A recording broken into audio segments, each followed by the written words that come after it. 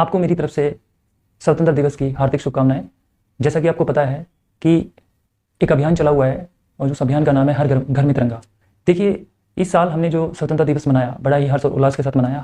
हर organisation में, हर स्कूलों के अंदर, गांव-गांव में, घर-घर में हमने बड़ी ही जोश के साथ स्वतंत्रता दिवस को मनाया और हमें काफ़ी अच्छा भी लगा। हमने खुद ऑब्जर्व किया, हमने खुद स्कूलों में, बहुत सारी अलग-अलग निजी संस्थानों में, अलग-अलग जगह पे, गाँव में, शहरों में हमने बड़ा ऑब्जर्व किया कि हर घर के ऊपर एक तिरंगा झंडा लहरा रहा था और लोगों ने बड़ी रिस्पेक्ट के साथ तिरंगे झंडे को फहराया और बहुत ही सांस्कृतिक कार्यक्रम किए।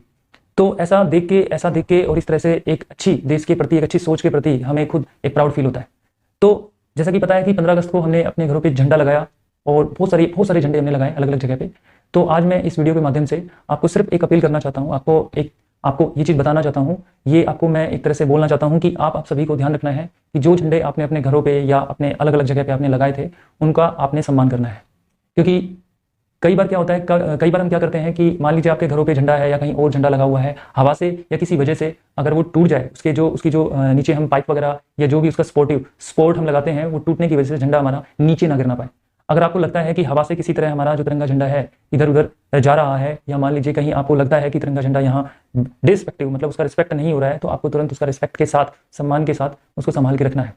ध्यान रहे, मैं आपसे अपील करता हूँ कि कोई भी तिरंगा झंडा इधर उधर ना पड़ा मिले, क्योंकि हमारे देश की शान, आन बान शान यही है, हमारे देश को रिप्रेजेंट करता है। तो हमें ये बात ध्यान रखना है, किसी भी तिरंगे झंडे का अपमान ना हो।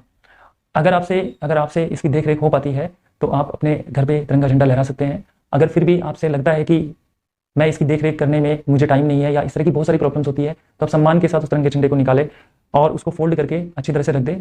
नेक्स्ट ईयर या 26 जनवरी को आप फिर फहरा सकते हैं। तो आपसे अनुरोध है कि अपने तिरंगे झंडे को ध्यान से, अच्छे से उसकी रेस्पेक्ट करो और जहां आपको लगता है कि तिरंगे झंडे को अच्छी तरह से, जहाँ पे लग रहा है कि तिरंगा झंडा यहाँ पे इस तरह से पड़ा हुआ है या इस तरह से रखा हुआ है, तो उसको सम्मान के साथ वहां से उठाए।